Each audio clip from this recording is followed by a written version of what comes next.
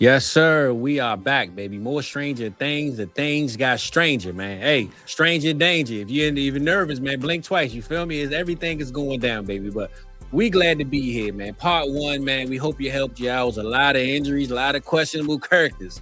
But I think part two, man, is going to be even more question marks because these are some of the guys that showed out at times and then they kind of faded to black later on. So we're going to get into it, though, man. Some of your favorite rookies and this is before we get to the third and final episode of this series. But episode two, we here. And I had to bring the gang back, man. Matty is in the building. T-Rock is in the building. Matty, man, what we looking like for today, man? And what we bringing for the people, brother?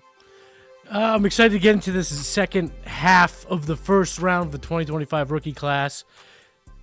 NFL is in the books. We're in playoff time, and we're already looking ahead to 26, but it's nice to get through the full list. It's nice to get through it, so I'm excited to get back to it. Where you at, Rock?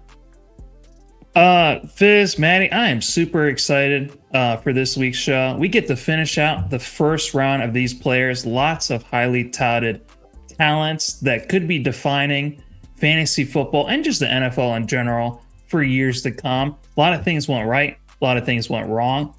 I have a lot more questions than maybe necessarily answers. So I'm excited to talk about all these players with you guys. So I'm super excited. Yeah, man. Well, I'm excited. I'm sure everybody's going to be excited. And if in case you missed the first one, don't forget, man, go check that one out.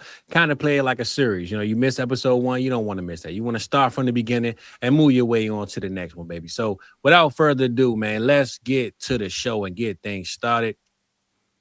Oh, hold on. I done missed my damn noise. There we go. Hold up, baby. All right, let's get the swooshes back, baby. There we go. Now we cracking. Now we where we want to be. It wasn't seamless, baby, but sometimes you lose strings. It's all good. We going to the number 6 player, though. Number 6, we went 1 through 5. No, I'm sorry. We went 1 through 6 last time. This is number 7. And Quinshon Judkins, man, is one of the guys, man. He started off hot, man. First, I say this. He didn't start off hot. We had a whole offseason of is he even going to play, right? It was a lot of back and forth, a lot of media, a lot of, he's one of the only rookies that didn't sign their contract yet. We didn't know what to look forward to. I remember even during the draft time, Rock was saying, man, don't draft. I'm going to call you out, Rock. Don't draft him, man. Leave him alone. I don't want no parts of him. And I was with you. I was echoing those noises behind you. And but I was behind you. I let you take all the bombs ahead because it was a lot of them, a lot of tomatoes thrown your way, my brother. All right. But hey, if you got him for the price you got him for in most dynasty drafts, especially in the rookie drafts, man, it was worth everything you got until it wasn't, baby. So QJ, man, he had a hell of a season. There was a lot of up and downs, but in Cleveland, that's always going to be the case. Let's see what the guys thought of what he gave, and then what are we going to look for moving forward. Matty, I saw you looking on your computer, man. You're looking left, you're looking right. You let us know what we feeling about QJ because Rock is in Cleveland. I'm sure he can give us the back end of that poop scoop that he's got, man. QJ, it started rough. Quinshon Judkins, it ended rough. Maybe ended rougher than it started. But in terms of, breaking down the prospect, kind of what I've learned from him, the lesson from the Quinshon Judkins analysis is, do not force players in bad offenses and do not force players with question marks off the field because if you do, you end up overdrafting a player. And if you wait till the end of the first, which is kind of where he was going at the end of rookie season, you might have got a little bit of a value, like someone that you were excited about. But overall, this bad offense really held him back. Running back 24 on a per-game basis, 14th in the NFL in carries. He had over 16 carries a game, and he was running back 24 on a per-game basis. It's just super inefficient in this offense, but he's very talented. So I like the player.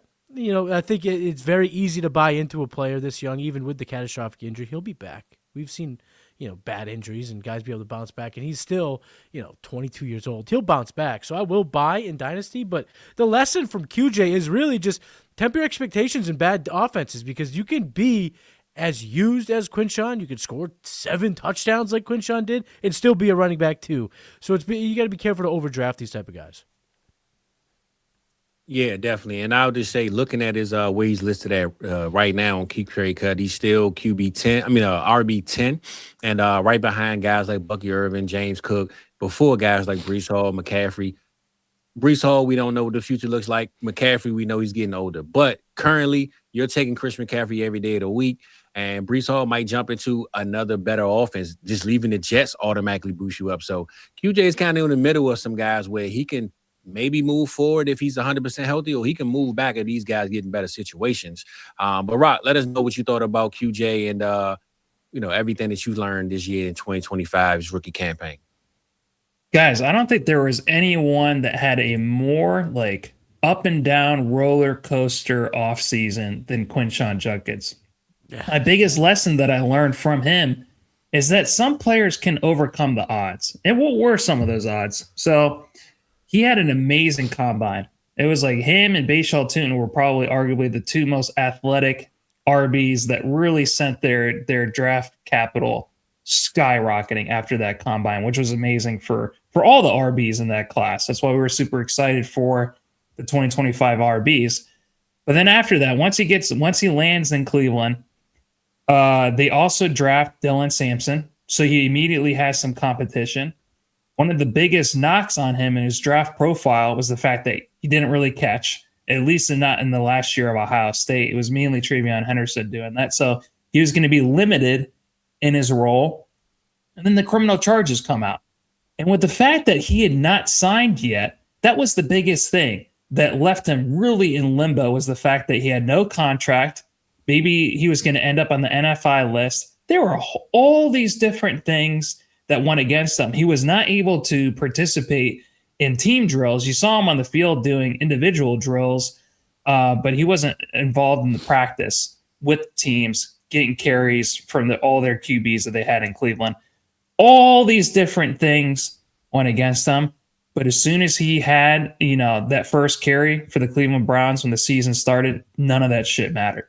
None of it mattered. And I've never seen a player go through such a tumultuous offseason and not really understanding everything that was going on. And none of it mattered. None of it mattered. It was literally just his physical prowess that took over. So my question for you guys is, when is it worth it to take a gamble on a bad situation? Because the Cleveland Browns, they were projected a bottom 3 pick. Guess what? Not the Raiders. The Las Vegas got it right as far as this, like, hey, they were a bad team. They had a whole bunch of offensive line issues. They had a terrible QB situation. They didn't score a lot of points, but it didn't seem to matter for Quinshon. So when is it worth it in future drafts for these rookies to take a gamble on someone like Quinshon Judkins? I think that kind of depends on what his ADP is and how the draft kind of unfolds, what we're looking at here. Because Quinshon, because of all of the off-field hoopla and because of the unsigned contract and all of these things that were happening, there was a discount, in some rookie drafts. It had to be in the summer, but there's situations where, he was going 108, 110. And at that point, you were taking him over Kaleb Johnson, which ends up being a landmine. We'll talk about him. Matthew Golden, we'll talk about him as well. So it's like there is a point where the ADP is just, it's good to go. There's not as much risk on top of it. So I think it's really a matter of where they're going. But as a rule of thumb, let's just call it a late first. That's where I can start getting antsy. I just feel like when you have these early first to gamble with red flags, orange flags, yellow flags, it's just that's how you end up back having, the first overall, second overall pick year after year, is making bad decisions at the top of the first. So as a rule of thumb, I'd say end of first. Well, I just say, looking at QJ and the opportunity that he had, looking at the talent, right? This is the one. QJ and the Browns relationship reminds me of my philosophy of bet on whatever you can live with. If I'm taking QJ with a bad, terrible Cleveland Browns offense, and I'm looking at an RJ Harvey, who I had really high, I'm going to just bet on, hey, I like Harvey. I like the offense. I like Sean Payton. I like Bo Nix. Maybe I do draft Harvey over Quentin Johnson, just thinking the offense is going to give him more opportunities to be better. So me personally, during this year of the draft season, I was taking Harvey over QJ, and it wasn't because of talent. It was because of opportunity and better offense, and me just banking on the Denver Broncos having a better offense than the Cleveland Browns. Whether QJ told me I was going to be wrong or not, I would have to see. But I was going to live with the decision of what's the word I'm looking for? Helmet scouting, right? When you look at the Cleveland Browns helmet, I got a lot of reservations, a lot of questions when I see that helmet versus a lot of other teams. So he was going before Embuka. I seen in some mock drafts we were doing. He went in front of a couple of guys. I would just say when it comes to teams like the Cleveland Browns, like the Vegas Raiders, sometimes you just got a helmet scout and say, hey, do I trust this team to get the player where they need to be versus what I think the player actually is and the success they can be. So same conversation with the Cam Ward thing we had prior with the helmet scouting with Cam Ward being a good guy, but the Titans not being good. So I think maybe maybe I did a lot of that helmet scouting with the Cleveland Browns, saying I think QJ is a good running back, but I don't trust the Cleveland Browns to do anything. I want to give QJ his props because it wasn't Ashton Genty, it wasn't Amari and Hampton, it wasn't even Scatabo that looked as amazing as QJ did running the ball his rookie season, despite all these odds that he overcame during the offseason. How do you guys feel about him moving forward, though? I mean, of course, you have to factor in the horrible injury at the end of the season. Yeah. But I think that in terms of Dynasty, with people still really kind of chomping at the bit with the games even over, now's an opportunity to buy cheap. With the 26 picks, they're going to start to burn a hole in some managers' pockets. I'm looking to pick those type of pockets. I take QJ for someone who just is getting antsy for those 26 guys. Maybe they fall in love with somebody that's a second or third round pick. I'm okay moving because I think eventually Quinshon Judkins will have a chance. And I think, like you said, T, he proved he could play in the NFL, and I think modern medicine has proved that these guys can bounce back, especially when the injuries happen at 22 years old. Will he be good all of 26? Obviously not. We're looking for a late season thing, but still, in Dynasty, you want to buy pockets of value, and Quinshon will be a value the earlier you buy. Yeah, and I'm waiting for him to become like Nick Chubb. What's the thing with Nick Chubb? It's just like his production always far exceeded his ADP. He was always going to be a value. I don't think he's a value right now, Quinshon Judkins, because we've seen how talented he can be. But like I talked about earlier, with Dylan Sampson getting all the pass catching, with their offensive line being in shambles, with now looking for a head coach and probably also still looking for a QB, that's way too many things that I think are going to get in the way of QJ. And I'm going to wait until his value goes a little bit further down where I think it's a lot more manageable to be able to buy him right now. Because at RB10, there's still other RBs that are ranked below him that I would rather have going into next year and maybe even the year after that. So that's just me personally. Biz, what do you think about QJ going forward? Yeah, I think right now he's a hard buy because people aren't going to give you what you want, right? People aren't going to make you pay what he's really worth.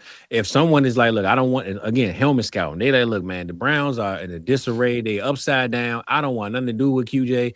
Give me 2 seconds in this class. Hey, here you go. Like, I would buy him for that. But what I'm saying is you got guys that are going to lowball you and say, hey, man, he hurt. He played for the Browns. They're looking, so you will have both sides of the ball of guys trying to buy super low and guys that just don't want them. I think if I have them though, I'm still going to hold. I'm gonna pray for better days. And if you are going to sell, wait till you hear some good news. Maybe they get a head coach that we think is a good head coach. Maybe we hear, hey, QJ is in practice right now running sprints. That's when you really start hitting the DMs and saying, hey man, QJ looking back to form. Let's move him. But hearing the guy just suffered a major injury, and they have no head coach, this ain't the time to be selling Quinn Johnson at all if you want to really get your money back. So he's a hold for me. And if I'm buying definitely super low because people probably don't want him if they have him or they're scared. I mean, they're scared. I said scared. I ain't Nelly now, but they scared of him. So I just say he's a hold for me if I got him. Well, you also said Quentin Johnson, so maybe you do want to sell him. Quinshon Judkins. Bro, I do this every time. My bad, man. QJ, baby. All right, QJ10. QJ10. Mm-hmm. Please don't hold me to that Quentin Johnson because I didn't mean to say that. But Quinshon Judkins, baby. Like I said, man, he helmet scouting to me is a big thing, especially when it comes to the Cleveland Browns. And I think hearing news that he's running sprints, he's walking without assistance, he's healthy, that'll get you a little bit more on that price tag than selling them right now when we have no idea what's next for the running back. You good on that one, Rob? Yeah, I'm good with this one. You want to move on to the next guy? Oh, we're gonna move on, big dog. We're gonna move to a big conversation. The guy that actually was some drafts going ahead of him. I say this: the steam on the next guy. I'm pretty sure you guys are gonna figure it out. When we talked about Judkins earlier, before the news of the legal trauma or drama, it was he's going a little higher. But this next guy right here went to an offense already filled with receivers. We didn't know what was going to happen. They had Mike Evans, they had Chris Godwin, they got McMillan, they got all these other guys. Where is this guy going to fit in? He's always been behind Marvin Harrison. He's been behind all these other top receivers. We ain't seen him really get a chance to break out. If you don't know, I know you should already know. We talking this dog right here, Emeka Egbuka, man. The one that really came off as the JSN clone. I mean, they got the same, helmet scouting. We talking OSU.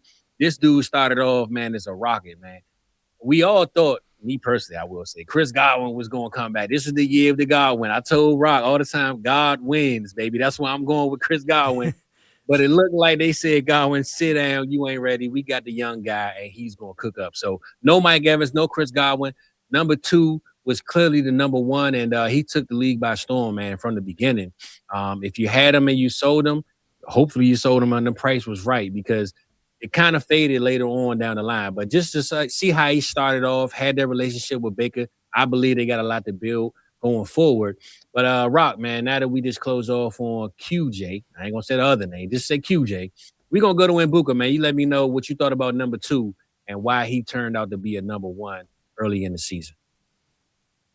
Yeah, Fizz. I'll go back to during the off season.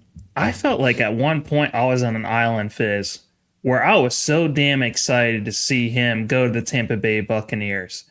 And it didn't seem like people were really on that page until the camp clips started coming out with him just dominating his Tampa Bay defensive playmate or his teammates, and just like being a route running savant, just being wherever Baker Mayfield wanted him to be, and just all the praise that was coming out of Tampa Bay, saying like, hey, this Emeka guy, he's going to be the next number 1 that's going to start taking over the league.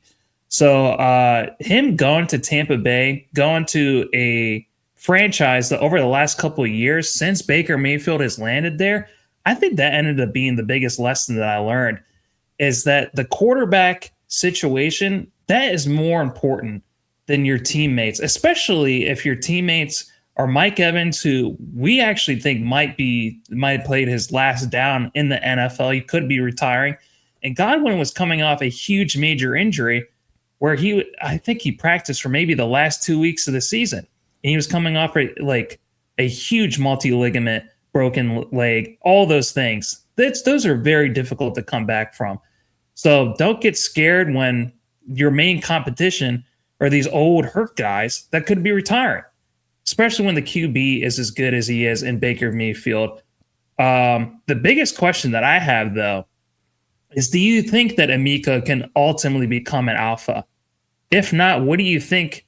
What do you look for in a non-alpha profile? Because Emeka Egbuka, I think he's kind of on the line between being like, is he more like a T. Higgins, where it's just like, if he did go to his own situation, could he be somebody that's better than most other number 1s in the NFL? Or maybe are we overvaluing him a little bit too much, because he actually never is going to be the number 1 alpha, just a really an amazing number 2 wide receiver. What do you guys think of that? So when it comes to Emeka Egbuka, I think he has the skill set to be an alpha. The thing for me is, if your league runs true and your trade marketplace is similar, the keep trade cuts of the world, you have to sell for someone that is an alpha, because he's in that range. And I think like that is the lesson from a guy like Emeka Egbuka, is as much as you can love a player, as good as he can get, once you start seeing him fly too close to the sun and get those, Jamar Chase, Malik Neighbors, Amon-Ra type marketplaces, it's just better to just take one of those guys. Just take it, because now he's wide receiver 11. And if he comes out next year and has a little bit of that Brian Thomas-esque season, we're going to see him fall outside of the 20s. And I don't think that's going to happen. I like the player, but I question the role on this team, because We saw Jalen McMillan, as you mentioned, did come out again at the end of the year. So if it's going to be even 3 deep, then you actually, that's not counting Bucky Irving and Kate Otten, who's been productive. And then you factor in Baker getting older. It just feels like now is still a time to exit. So I'm exiting because the market's still high in Egbuka. I'm not giving up on the player. And if you happen to be in a league where someone is just done with him, maybe they lost the championship because of him, this team petered out because of Egbuka, and you can get a discount at like wide receiver 24, wide receiver 25 price, yeah, I'm in. But right now, pushing top 10, being able to, tear down from him to a Chris Olave to a Garrett Wilson and probably get a first on top of it, like, yeah, I'm moving. The market's still just too high on a guy that is going to have some, if not all, of the same question marks that he had in 2025. Oh, man. Well, you couldn't pay me to take on Garrett because he hasn't had a QB since he's been in the NFL. The only thing that I look at Egbuka, so when me and Fizz did the wide receiver buy and sell series, he graded out as my 7th wide receiver. And this is while he was still riding the high of the high when he looked like the faraway winner for a rookie of the year. And then Baker took on an injury. Then the offensive line started taking on injuries, and the whole team just completely fell apart. And then Emeka started dropping the ball like quite a lot. Baker Mayfield was throwing these balls into the stand, and then he was dropping balls whenever it was coming to him at critical downs. It seemed like a lot of things just went wrong, and I'm not sure if they were all Emeka. Could we then come back next year and him tear up the league like he did the first half of the season next year, and we'll be right back to where we are? I mean, he could. I mean, but let's just play that out. Like, let's see, he's better than what he was this year, which was wide receiver 28, and he's 8 spots better. He's wide receiver 20. You're still being able to exit right now at wide receiver 11. It's really a matter of market price for me with Egbuka. It's not about talent. I think the kid's talented, and I agree with you, too. Gotcha. I think he can have a bounce-back season, but in terms of just playing the market correctly, he's still elevated at wide receiver 11. Now, every league is different. No one runs true to the websites, but everyone knows their league, better than we do. So they'll know whether his market is, high or not. But to your point, like I said, if it drops to around what he was, which is a top 30, top 25 receiver, if you can get him at that point, I'm buying. Like, if I can move my 107 plus, I don't even know what the next piece is going to be, but we're not talking about a difference maker. Yeah, I'm still in at that price. What about you, Fizz? Yeah, I was going to say to close out on Egbuka, I would just say I learned a lot about Dynasty and redraft this year watching Egbuka, because I know a lot of times we talk about Dynasty dreams, redraft realities, and looking at the ranking or the marketplace for Emeka Egbuka, he went over guys like Justin Jefferson. He was right there with Jamar Chase, almost like how the JSN thing happened, right? He shot up so high, the receiver 4 and 3 during the season, that I was like, whoa, like I got scared. I got nervous. Like, what the hell is going on around here? You know what I'm saying? So all of a sudden, when things change and, the narrative changes, I think we forget guys like Chase and Puka and even Malik Neighbors suffering an injury, CeeDee Lamb. These guys have proven that they're there for a reason. They've been there already. I'm not saying Egbuka couldn't get himself back in that spot, but when we jumped on the plane so early and just shot up to the moon, we didn't leave ourselves room for cushion for him to fall. And I think when he fell, people haven't grasped that. And like Matty said, you might have somebody that really thought they had a championship gem on their hand and they lost the championship because he fell off. So I learned the difference between people that in 1 year, they changed their whole mind of player, and then later on in that year, their mind has changed again. And in Dynasty, I know anything can happen. But when you got guys that consistently show up every single year for the last couple of years, like Puka, like I said, Jamar Chase, even Justin Jefferson having an off season, we still trust Justin Jefferson. There's no way I was convinced that Emeka Egbuka should have been ranked over them at no point of any season. He got to show it to me again for me to think that. So I'll just say this year I learned the price is the price. And what Matty just said, if you can get out of the receiver 11 and you feel comfortable doing it, it's good to do it, because that price could go up, but it could go down. And people are going to say, man, I wish I would have got out on Egbuka when I had the chance. So if you love the guy, you love the player, you want to keep it at that price, keep it. But if you really believe that Egbuka could go up and down again, or maybe take another dip, could depend on the new rookies, because we're gonna have new rookies that come in next year that are gonna get the same type of hype and same situations. Sell now if you got the balls to do it, because if you scared that the market gonna change, like it just changed earlier, go get what you can get. So I do like what Matty said about just the market change, man. Not playing the love of the player, but playing the love of the price. So play the market if you can with Egbuka. I'll end it with this. The only other player that's harder to acquire in Dynasty football is a QB1. QB1, wide receiver 1, those elite guys, those are so hard to come by. For me personally, I saw enough from Egbuka in the first half of the season. Sometimes we had to wait years to be able to see that from guys like CeeDee Lamb, from Garrett Wilson, and players like Garrett Wilson. I mean, they're still stuck in the upside down. They're still stuck in limbo with a terrible situation. So don't be too hasty to move off of someone like that who, through one off season, maybe Baker Mayfield comes back healthier next year. Their offensive line, they didn't have Bucky Irvin throughout a lot of the season. The Tampa Bay Buccaneers are one of the best offenses in the NFL, and that's with all their OC changes. So I don't want to move off of them too fast. If I do, one name I see at the very bottom of Keep Trade Cut, number 50 on the first page, is Roma Dunze. So if I'm able to go off of Egbuka for a guy like Roma Dunze, who hasn't been healthy and is going to be on a Ben Johnson offense going forward, those are the type of upside guys that I want to go for. All right, and just to throw one else out there, Rod, now that you brought that up. Looking at, let's say George Pickens re-signs with the Cowboys. CeeDee Lamb might not have that top 4 receiver, top 5 receiver ranking. He might fall a little bit. He fell during this year. Would you upgrade to a CeeDee Lamb or, one of those guys in that, Mar St. Brown, Malik Neighbors coming over injury? Like, would you move the Egbuka price from 11 or 10 up to receiver 4 or 5 versus trading down? Because you might not get that top 10 Egbuka again. So now if he's receiver 22, now you got to add on 2 first instead of just 1 to move up in that range. So are you looking to move? If you had to trade today, I'm putting both of y'all on the thing. If you got to trade Egbuka today, are you trading down or are you moving up? Rock, I go with you because you just went. That's a good question.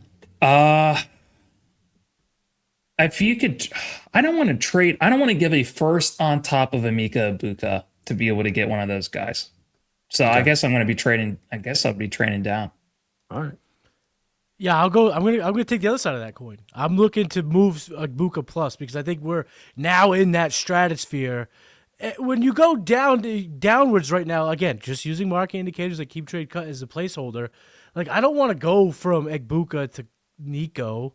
Get older. I don't want Marv. I don't want Higgins. I don't want Brian Thomas for him. But what I do want is I want to jump into a little Malik Neighbors. I want a little Puka Nacua. I want a little heat check on JSN. So I am looking to take Egbuka at a first, especially a 26 first, because that's just how I feel about the class. If I have, the 110, 111 Egbuka, and I can go ahead and get Puka Nacua for that, or, Malik Neighbors in a third, that is the route I would just dream about, to be honest. This is the way I see it. I love Egbuka more than any other player below him, but I also don't love all the players above him so much more than Egbuka. So really, he is the truest hold of holds. Like I love Malik Neighbors and Amon-Ra. All those guys are just solidified studs. So I don't necessarily want to move off of Emeka to give a first on top of that just to get one of those guys, which is what it would cost. But I love him way better than every guy below him. So he's literally, I think, just truest hold. He is ranked accordingly to, I think, his value in the market right now. Well, can we all agree, if you're going to move him, you're moving up, not moving back, right? We agree on that one? Yeah, I think now that we talked through it, I actually do agree with Matty. I would rather move up. There we go. I'm with Matty on that one too. All right, sound good, big baby. So good job, move Matty. move up or move over, baby. It don't make a difference. Make sure you figure it out. But this we do know. We will get into the number 9 player on the list, who's a guy I brought up earlier, running back position. A guy after QJ that I was taking ahead of him because I just like the offense. I like the situation. I also trusted the coach and the draft capital. So without further ado, we will go over to another orange team, a little bit of blue sprinkled in. You know, it's hard to breathe out there these days. But hey, man, he took care of business. He was behind J.K. Dobbins most of the year, and Rock spoke it, man. He spoke the voodoo. He put the sauce in the gumbo, and he said it. And J.K. Dobbins is going to get hurt at some point. It's just a matter of time. And I tried to tell him, don't keep saying it out loud, but it ended up happening. But outside of J.K. Dobbins being injured, we don't want RJ Harvey for the first couple of weeks. It kind of looked like, man, he ain't ready. Then he got his mojo. He started working, man. He started doing what he needed to do. He solidified himself as one of those go-to RBs now. Currently, Matty, man, where was you at with RJ Harvey coming in? What did he surprise you at, and where we at moving forward with the guy, man? Because I think he's letting us know right now, man. He's a RB1 in Denver currently.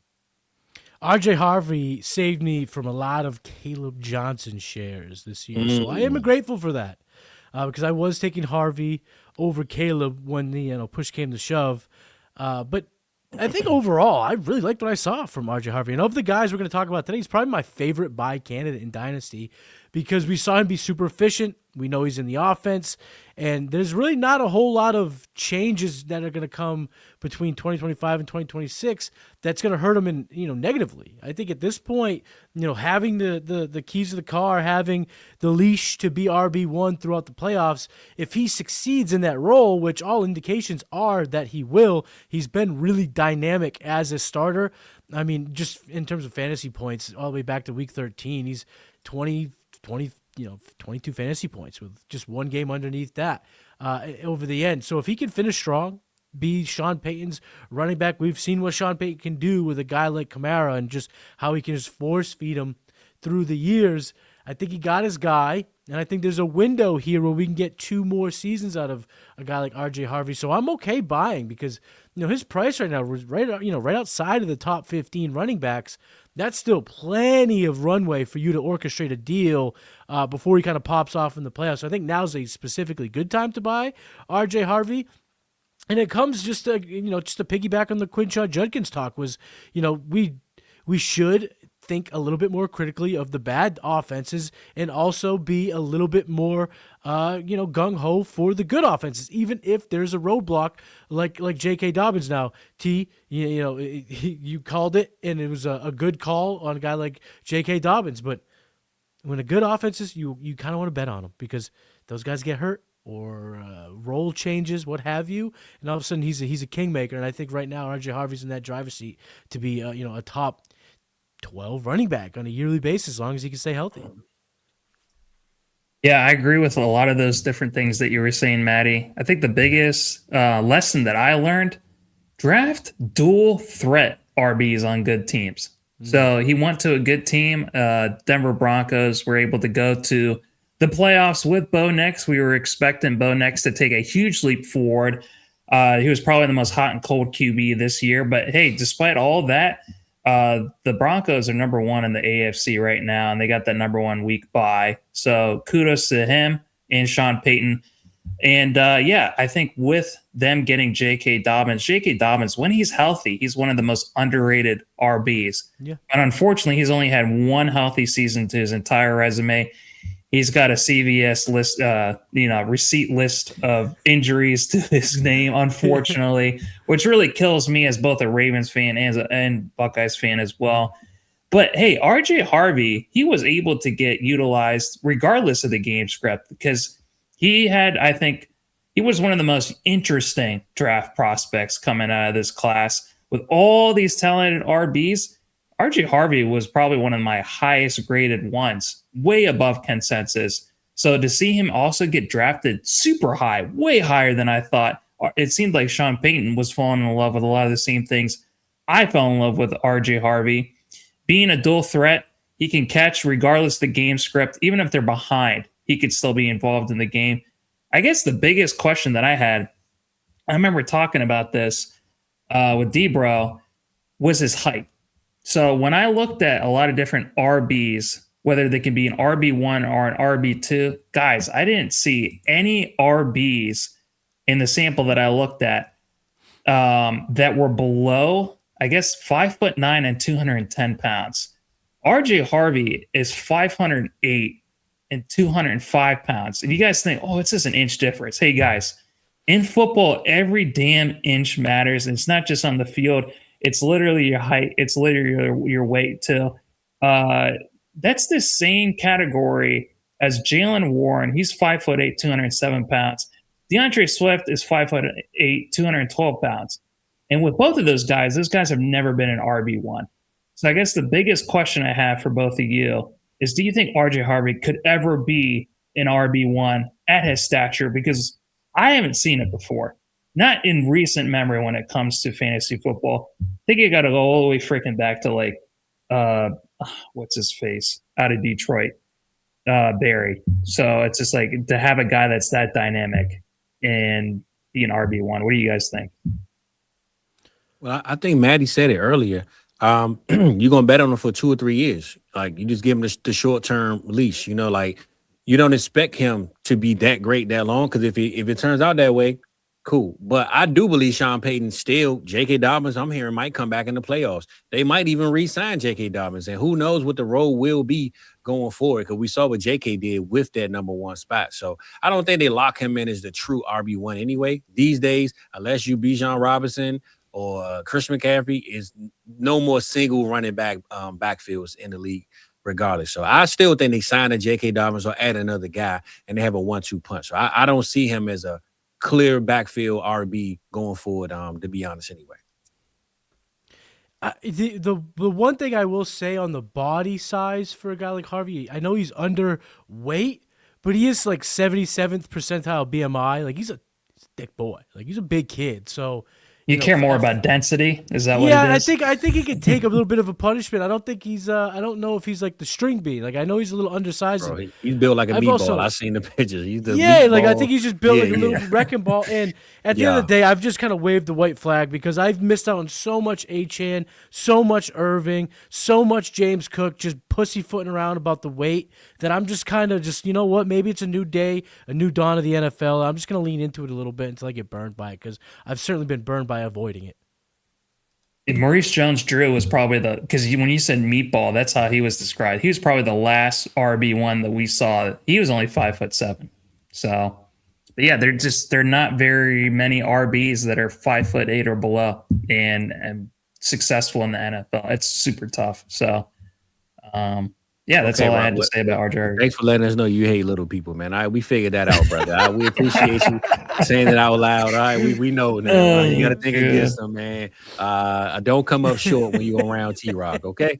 But RJ Harvey, though, man, I do believe he definitely has some juice going forward. And I actually like where he is because he's behind guys like Breece Hall and Chase Brown. And I think if Breece Hall signs with another team, say the Chiefs, somewhere where the hype will be real, the price won't be too high on Harvey because Chase Brown did a hell of a way to clean out the season and boost his name up. Breece Hall could stay up there and Christian McCaffrey doing what he's doing. So I think RJ is in a perfect spot right now to not get too high and too pricey. Mm-hmm. And he'll stay where he is, man, I think during this offseason. And you can buy him if you're looking forward to. So to move on from the running back position, once again, we will be back.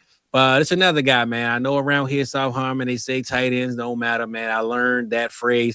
But I won some championships playing with just tight ends, baby. I ain't going to say the names, but just know tight ends rule the world, baby. At least in my world, they do. Well, Harold Fanning too, baby. Don't forget about him, but we're going to talk about him on another day, another time. But we're going to talk about the number one tight end, the guy who set the world by storm, on fire. The Colts were doing what they had to do until they weren't doing what they had to do. But shout out to this guy right here because he definitely went from, I'm not sure a lot of people had him ranked that coming into the season. I can't remember. But I just know when he showed up, he showed out. And we questioned a whole lot of other tight ends that we thought were higher than him coming out. So let's get it started because this guy right here took off in Indianapolis. And Tyler Warren, man, he was talking to town the whole offseason. We knew Brock Bowers was good. We knew George Kittle was good. A lot of question mark after those guys, especially Trey McBride was there as well. I'm sorry. After those three, though, it was like, who's next? This guy right here solidified that he was right up there with those guys from the beginning. Daniel Jones was just this new QB. We didn't know how that would work, but DJ found his guy and said, hey, man, this guy's good. We're going to figure out a way to get him right. So without further ado, though, Matty, let us know about Ty Warren, man. Was he your guy? How you feel about him? And what you thought about the kind of sort of decline towards the end of the season with that carry over into 2026? One thing this season solidified in my mind of the many things of which I have now been more confused about. The thing I am not confused about is tight ends do not matter. Sell this guy, sell this guy, sell this guy. You I can told build you. winners off of tight ends, but you can get them any which way you could dream them up because Harold Fannin was free 99. Dalton Schultz was a nobody. Gaston, right? At the end of the Amari year. Gatson. And let me ask you guys this. I don't know if you've looked, and if you've looked, don't cheat. Try to guess. Where do you think Tyler Warren finished on a per game basis? Is it top 5? No, I'm not answering any hints. I'm not going to say Mr. top T-Rock. 5 because Give I'm not me going to your say top answer. 5. I'm going to say he Because for- finished. I'm gonna say right outside. I'm gonna say 7, Matty. I'm gonna say 7. I'm guessing. I ain't cheating. I'm gonna say 7. For 3/4 of the season, he was like top 3. So I don't think he fell off that far. I'm going to say that he finished in the top 5. So I'll say 5 because you got McBride number 1, you got Kittle number 2, I think in points per game, and then Fannin was pretty good. Tucker was still really good too. About Tucker Pitts. Craft and number Pitts. Yeah, number 2 was Pitts. Number probably. Pitts, huh? I'm going 7. Where you at, Rob? You talking too much, man. That's 5. the number, man. He was tight end 11 on a per game basis. Oh my God! Wait a second. This is a warp. This guy was a warp wet fart, and he's being traded like a top 3 player at his position. He's the easiest sell in all of fantasy football. Not that he can't be tight end 1 next year, but now just look over these last few years. Like Travis Kelce might be the last of the Mohegans because Brock Bowers was him. He fell off due to injury. He'll probably be back. Now is it Trey McBride? Let's see if he can repeat. He's done it 2 years in a row. Can he do it to 5, 6, 7? We'll see. My point is, unless you have a warp destroyer, the guy that year that is just destroying value, a guy like McBride this year, you just keep selling the tight end because they just keep changing hands. You could just keep recycling them, finding one in season. And honestly, at the end of the day, in the lineup league, you can stream the living daylights out of this position.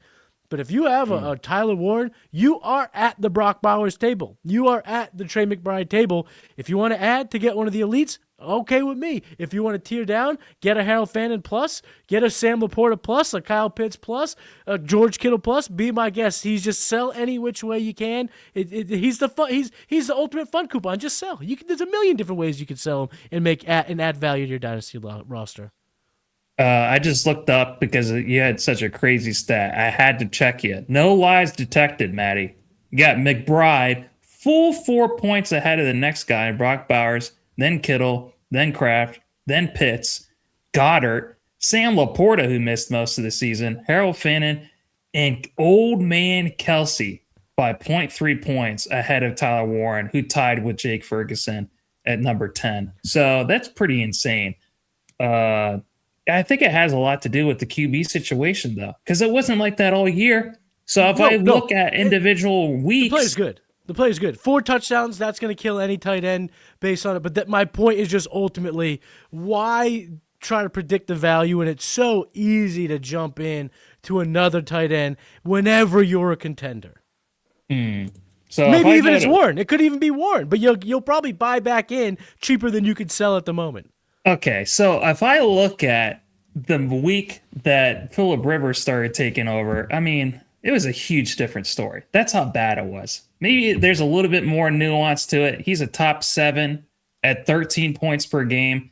Then the moment that Phillip Rivers takes over, it took a huge nosedive. So, I don't know. Unless you think Phillip Rivers is coming back next year, can we give him a little bit more credit than just number 10 at tight end position? Sure. Give him 5 spots credit. Tight end 5. Still a sell. I mean, he's going at tight end 3 right now on trade markets. Like, you're at the table of the kings, the actual kings of the position. Jump into one of those, or just play the tight end game. Just roll the dice. Go get somebody else. Add value throughout it, because at this point, unless he pitches a perfect game and goes absolutely ballistic, you're gonna be able to get Tyler Warren back. Probably less than you get him now, or trade him away now. Well, Fizz, I'll try to do my best, because you and me, tight ends do matter to us. We are not with the I'm same in the Cooper thing. school of thought. I'm with Coop. I'm with the Coop troop, Hey, It's not just Coop. It's you, Coop, and every damn other person outside of me and Fizz. It's the whole team against us right now. This is my biggest lesson learned from the Tyler Warren situation. Matty, I think you'll be able to speak to this as well. Arm length, manufactured touches, route running, late breakouts, all those things that were brought up against Tyler Warren, those are not death nails. The real question, I think, for me, when I look at tight ends now is, can you dominate? And there was no more dominant tight end in all of college football than Tyler Warren. All those other things did not matter. He looked like Conan the Barbarian out when he was playing for Penn State. I thought he was just unstoppable. But the main question that I have for you guys, moving forward, what is the main thing you look for in a tight end? Matty, just pretend that you care about tight ends and that you do have to draft them, because outside of RBs, tight ends are the easiest thing to get right when it comes to our rookie drafts. They have the highest hit rate outside of RBs. QBs, wide receivers, we do a lot less good when it comes to drafting those guys. So tight ends, I think, are still good when it comes to rookie drafts. What's the main thing that you're looking for? Are you looking for college production? Are you looking for draft capital? Are you looking for what a lot of people look for, athletic testing? Can't use that with Harold Fannin or some of these other guys that ended up actually being really good in the NFL. What are the main things that you guys look for the next rookie tight end? Fantasy points in college, the production. The guys who produce, they can produce early, and after that, you don't even have to worry about them in your drafts. You can get them later on, like a guy like Kelsey, a guy like Zach Ertz, these old school guys who took some marination. Some time to marinate, you could buy in later. But in terms of rookie drafts, though, I'm not against taking them. I just think it's just very easy to sit back, let the draft fall to you, and eventually you can go, all right, I can't wait any longer, and that's the time you should take the tight ends, because they can be good, they can be great, but they're just not difference makers, and we see that using tools like Warp. But in terms of this year and going forward, this draft class upcoming in 26, you're just looking for the guys who produce in the field in college. I think it translates, like you said, like running backs. It translates. I think it's circumstances and usage rate. I know you won't know the usage rate after the draft, but think of the number one receiver on the Indianapolis Colts. It's Michael Pittman, I believe, but Tyler Warren could be the number one guy. He's number one weapon outside of Jonathan Taylor. It's Alec Pierce, Fizz. Come on. Okay, Alec Pierce. Your guy. I forgot. Your guy, Alec Pierce is about to get paid this year. Yes, he is. He's getting paid. Then we got Trey McBride, right? Michael Wilson became a man. He became a grown man this year. But Trey McBride, we know, is a number one target getter. Harold Fannin, he has no competition. Jerry Jeudy, we ain't nobody's worried about no damn Jerry Jeudy. So I'm saying that to say these guys landed in situations where they can dominate targets and usage. So I think the best thing for the next tight end, if he goes to a team where the receiver room is shaky, maybe you can look at that as this is more than a tight end to this team. This is the number one pass catcher, the number one usage guy for the quarterback to feel comfortable and throwing the ball. So Brock Bowers has no threat. Tyler Warren, if Alec Pierce leaves, definitely doesn't have a lot of threats. And I think we can look forward to that, man. The next tight end with the hype. Because we thought Terrence Ferguson was going to be one of those ones until we realized Devontae Adams and Puka Nacua are still around, and these guys are going to dominate the target. So just looking at the tight ends, to me, the team they go to, I believe, will matter what the receiver room looks like, and that could change everything. You guys think that if Alec Pierce does leave Indianapolis, that it's just going to be a three-way F fest between Tyler Warren, Pittman, and Downs, because none of them really do differentiate themselves from the other guys? Or do you think Tyler Warren is the guy that you want to own in the Indianapolis Colts in 2026? Well, for me, it's Tyler Warren, bro. I think coming into the league, they was even saying he can play running back. He can play quarterback. Like, they have plans for him. Not that he should play quarterback, but I'm saying his usage rate of what they can do with him versus Pittman and Downs is a whole lot more of a playbook than Downs. Just run down the field. Pittman, cut across the middle. You know what I'm saying? I think Tyler Warren has a bigger bag, and I'm a bet on the bag being bigger than the other guys that played at the position of receiver. Matty doesn't seem really convinced. He doesn't. No, I just think, I mean, the problem I think we're going to see in the way we can help ourselves in Dynasty is I think we need to see what the NFL is going to try to do when they make changes. And if you look at the teams drafting at the top of the draft, the Raiders, the Cardinals, and the Browns, all of those teams have what you would say as the tight end being the wide receiver one. I don't think it's a recipe for success. I think we saw that with the Colts when he was probably their best target getter. They didn't do diddly squat. So I think for tight ends to truly be, game wreckers, it's hard for them to sustain that over time. Going into next year, will McBride get just the unrivaled volume? We'll see. It's tough to predict year to year, which is why, again, I'm just not banking. I'm not getting too excited about a pass catcher being, a tight end being the number one pass catcher in offense. It's probably going to be a shite offense. It's crazy that you say that because I think you sound 100% correct, Matty, except the fact that the Chiefs and the Ravens exist and their number one pass catcher for years has been their tight end. So it just depends on who's at QB. Error of the year. Could be. Yeah. Right, So right. I think there's good examples on both sides of the ball. It's just, I don't know, you can do it in different ways in the NFL. You can win different ways, but there's some where it looks more comfortable to us. We just like it a little bit better. We like those alpha wide receivers. We don't like it when it's just the tight end, but it's hard to find a really good alpha wide receiver in the NFL. It's really tough. So. Yeah, and before we move on, so we can keep it short, I will just ask, I believe Matty, I know his answer, but I'm going to ask both of y'all. If we're trading Tyler Warren today, are we cross-positioning or are we down-tiering or up-tiering the position? So are we moving on from a tight end and getting a running back or receiver, or are we saying, Tyler Warren can get me, another different tight end plus a pick? What's your route with trading Tyler Warren right now if you had to? Me and Matty talked about this on Start Shit. I think one of the best moves you can do is a tight end that we'll talk about later in Harold Fannin. So it's just like, if you're able to move off of Tyler Warren and pick up someone that is going to be the number one pass catcher for their team, even by a bad team with no QB situation, with no coach right now, Harold Fannin looks like he's going to be a staple of that offense. So if you can move off of Warren, maybe even pick up a first and not have a huge drop off in production, because I will agree with you, Matty. If you can get someone like Hunter Henry, who's like the tight end 40 going into the season, and he still ends up being like a top 10 option when it comes to, actual production and winning you a championship, that's what really matters. So me personally, though, I love Tyler Warren. I loved all the hate that he was getting this year. I loved how wrong everyone was about him. And so I still want to be in on him.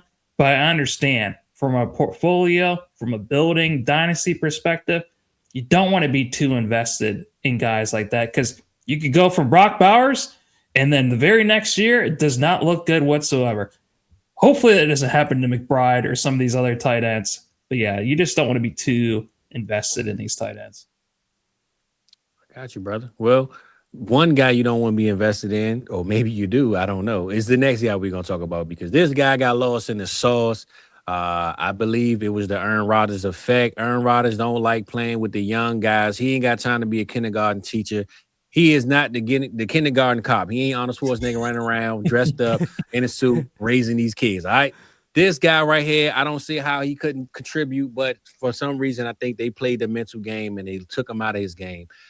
Mike's guy, the Iowa prodigy, man. Let's talk about good old Kaleb Johnson, baby. Kaleb Johnson showed up, and he didn't show out. He got thrown out. And it looked like to me, when we saw Gainwell take off and Jalen Warren, I said, man, there's no way Kaleb Johnson can contribute into something. But unfortunately, the team saw otherwise. So, Matty, man, I don't know how you feel about Kaleb. I know you brought him up earlier saying that you got out of that one with RJ Harvey. What's your thoughts on Kaleb, man? And do we have any type of future to look forward to, or is he still lost, man, in one of those tunnels in the Stranger Things series, brother?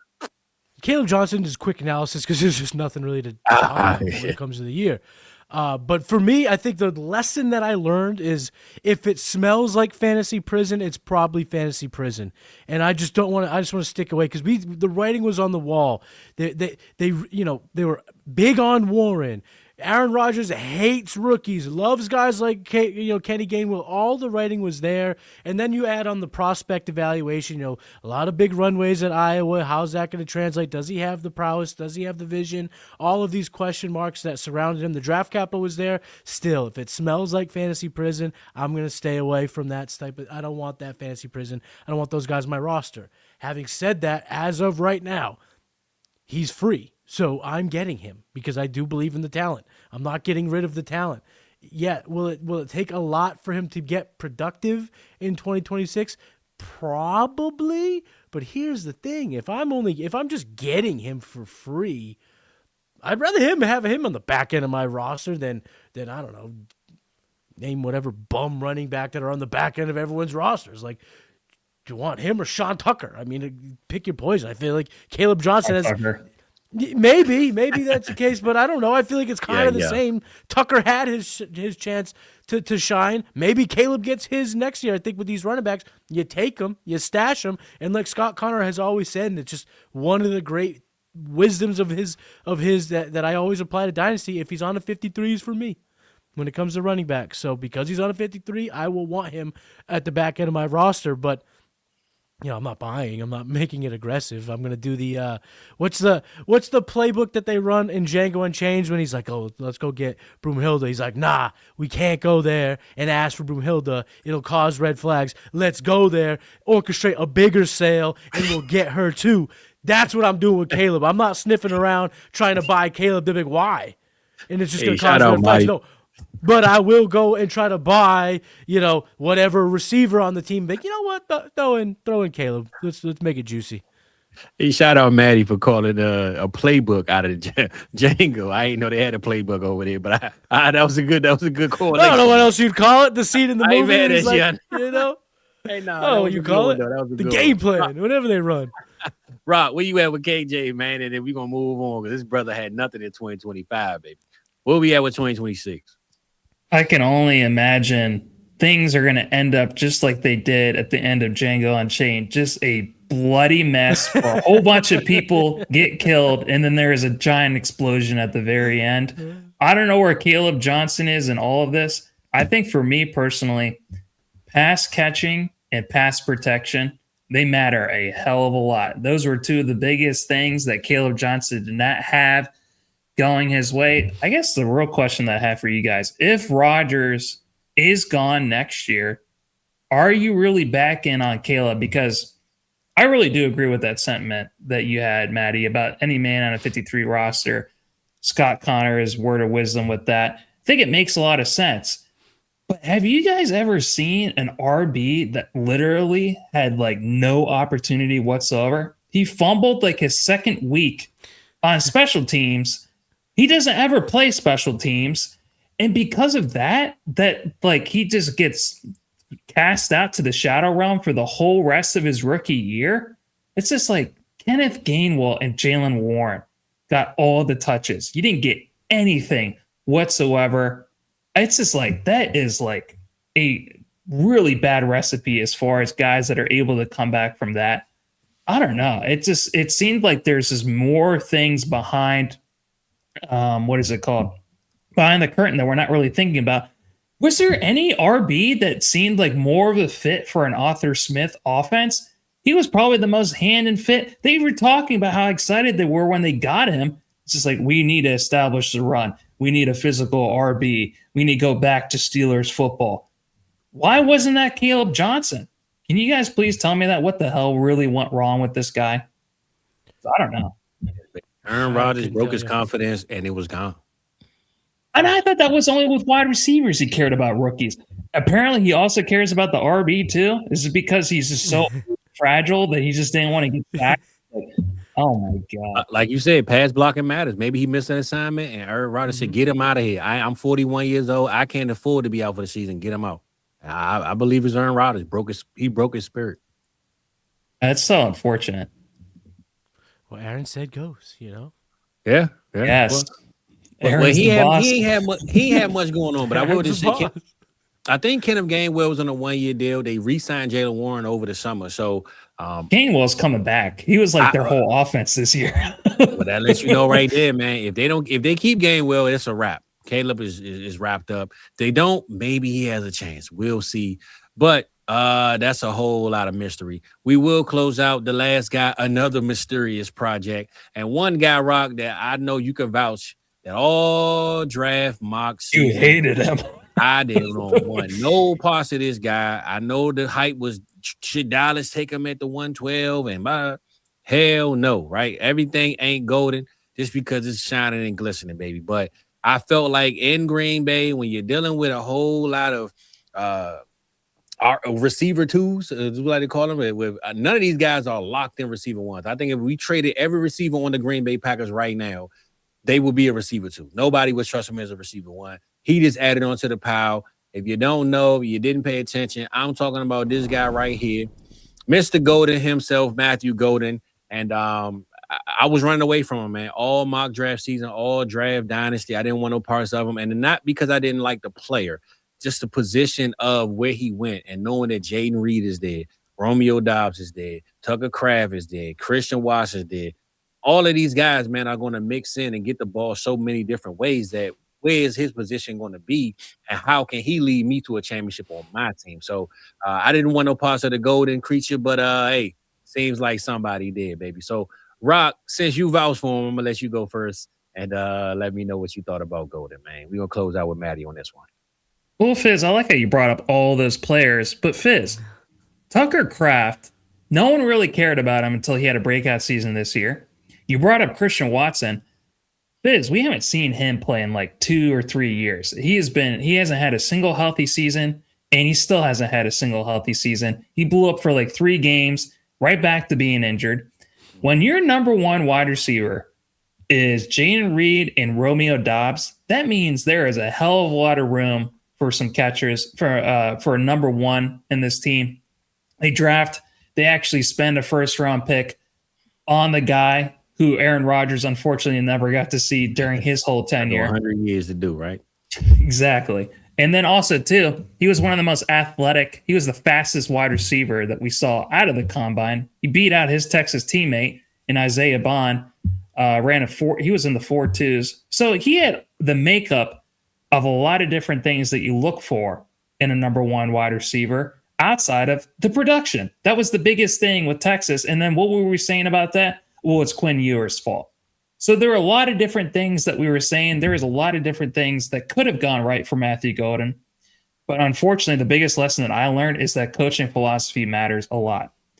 Matt LaFleur was asked during the middle of the season, why don't you make Matthew Golden or any of these guys your number one? And what did he say? He said, I don't have to. I like having all these guys where we can have a Dontavian Wicks game. We can have a Romeo Doubs game. And he had no intention whatsoever, unless Matthew Golden or any of these guys was going to convince him. Otherwise, we're going to make this the Josh Jacobs show. We're going to make this the Jordan Love efficiency show. I don't need to do any of these things that you guys expect from me in head coaching. So my biggest question for you guys, how good does a wide receiver have to be in order to force the coach to change their ways, to change his mind, to change his scheme? Because apparently Matthew Golden was not that good in order to be able to do that. We saw something from Tedero McMillan where I feel like he forced, with how good and talented he was, for Dave Canales to change his ways, to ship off Adam Thielen, to get him more involved, wait till Jalen Coke comes back, put him in the best position to succeed. I don't think Matthew Golden has been able to do that. I'm not sure if he does have the talent to be able to do that. And Fizz, you were right the whole time. That's probably what you were waiting for me to say, is that you were right the whole time. Well, I don't want to be right, but I will just say, I'm gonna let Matty go. To answer your question though, if you felt this way, Matt LaFleur, why take him in the first round? Because you ain't took one in the first round all these years. You had the opportunity to get JSN, Jordan Addison, Quentin Johnston, all these guys the year prior in the first round. All these receivers that went in the first round, you skipped the first round to get your guys, and then you take one and then say, well, we don't need a number one. Why take them then? That was my biggest question with the Green Bay Packers. Because they needed speed, and he was the fastest receiver in the class, and he wasn't going to last past the first round. So they paid up for the speed, and they didn't really use it. Yeah, well, it's hard to run when there's 3 inches of snow on the ground too. So I'm not sure what he was thinking with that one. But Matty, let us know about the golden one, man. Let us know how you feel about this year and going forward, my brother. We're gonna close out. When it smells like it's a fantasy prison, stay away. And Yep. we've said it over and over and over again. You're right, Fizz. Why the hell take this kid in round one? If you don't want to even use him a little bit, you want to kind of throw him behind Dontavian Wicks and whatnot. So I don't know if it's an indictment entirely on the prospect. I was pretty excited about his potential in the NFL. It just was completely not force-fed one bit, one iota. He didn't do anything to seize that moment, earn those targets, if you will. But who does in this offense? Nobody. It's just another case of this fantasy prison, and there's a lot of similarities between him and a guy like Kaleb Johnson. They were going similar. Some were going at the end of round one, both these guys. So these fantasy prisons, I will stay away from them no matter how excited of a prospect I am. But unlike Kaleb Johnson, I am not buying Matthew Golden because at this point, wide receiver 44 is not the same as running back 44 in terms of market value and price. I don't want to at all, throw in Matthew Golden and see what it is. I think he could be your definition of a roster clogger and a guy that we're just really hoping for in his second contract goes somewhere else. So I am not buying any Matthew Golden this offseason. The definition of a best ball player is Matthew Golden, 100%. Lineup, I want no parts of this guy. No. Rock, I saw you unmute yourself. Let us know what's up, and we're going to get up out of here, brother. No, I was going to say I was going to try to find Matthew Golden in my my ranks, my just mid-season evaluation. I don't think he's even on here. There's nothing I could even say about him. He was not in the top 60. Gold isn't shining, baby. It ain't shining over there. All right, that we know. You can't find it. Yeah, I don't think he was in the top 60 as far as points per game. Yeah, he wasn't. So, yeah, there's nothing really I can even say about him to say that we should wait or not. I don't know. Well, Foz, I think first round receiver rookie, I believe, did not score a touchdown in his first season. I believe he set some type of record and not score a touchdown in his first season as a first round receiver. So tough times over there, baby. But they in the playoffs, they're the 7th seed, and we'll see what happens this week. But forget that, we gonna get to where we at, and we gonna close up out of here like we do. So let's get to where we're supposed to be. And hey, man, that was part 2 of the series. Pick 1 through 6 was the first one. 7 through 12, man. It was a lot of ugly names on this one, man. I don't know how y'all felt about the last couple, especially, but we got through it. Hopefully the people got a chance to get through it, and their ears ain't hurting listening to those last 2 names for sure. But a lot of values, a lot of things that we learned, a lot of things that we ultimately will come back from and put out our game into next year in 2026. But any last words for you fellas want to leave, man, before we get out of here? I did pull up some of the articles that I wrote a couple of years ago on hit rates. Guys, what do you guess the hit rate is with the 107 to 112? So what we just went over right now, the second half of the first round. Hit rate? Different for different positions. Yeah, it's definitely going to be different for different positions. Give me the scale. Give me like a scale. Like what's elite again? I always forget like what is considered elite, what's not. So I have it could be different positions. That's why I'm saying the hit rate is kind of like, damn. So I have it for top 12 at each position, and I have it also for top 24 at each position. So if you're not top 12 or top 24, you really don't matter in fantasy football. And this is for PPR. Okay. Yeah. So I would say it's 10%. What about you, Fizz? Jeez, you said it's tough. I want to say you told me this before, so he definitely has. He definitely brings this up when we talk. Yeah, I want to say I'm gonna say 5%. I'm gonna go lower than Matty, man. I'm gonna say that it don't work at all. Okay, so this is if you have just one top 12 or one top 24 season, you're considered a hit. So I should have probably said that. This goes all the way back to 2018. Guys, if you're the 101 to 103, 59%. That's all positions. 104 to 106, 35%. If you're the 107 to 109, 50.7%. The 110 to 112, this is the crazy thing, 59.59%. The 110 to 112 has a higher hit rate than the 101 to 103. And then for top 24, that's top 12. Top 24, 101 to 103, 68%. 104 to 106, 64. 107 to 109, 69%. And then 110 to 112, 74% hit rate. That's 2018 to 2023. Guys, even though it does not feel like we had that great of a season when it comes to these 107 to 112, still want to have these end of the round, first round picks. I understand that 2026 not looking that great, but you know what? We say the same damn thing every damn year, and then we get excited again. So don't be too quick to get rid of these late round, first round picks because they have a higher hit rate than a lot of these other guys.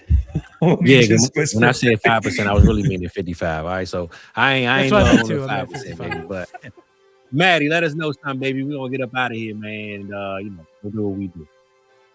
No, thanks for having me. Going through this first round, and I can't wait to get into the best of the rest because there's a lot of good rookies still in this 2025 that we haven't even spoke about yet, and there's a lot of lessons that were learned from this past year's class. That's it. And hey, like Rock just said, the hit rate for the later guys is a little higher, baby. So we're going to get into those later guys, see what we got cooked up, see what's going on with the class of 25. The Stranger Things is ended, baby. I don't know if you saw the series, but we ain't got to go through the characters this time. Let's just say it ended how it was supposed to end it, man. So it is what it is. All the characters are grown adults. They aren't kids anymore. So hopefully the Strange Things end at this point, baby. But it was good. Had a good time. We had a good time. We will be back, though. So don't hit that dial. Just hit the like and subscribe. And after that, hey, just wait on the next one, baby. All right? So we out of this thing. We appreciate you. This is the vibes. And, hey, make sure you keep the vibes feeling good, baby. We out of this thing, huh? See you guys.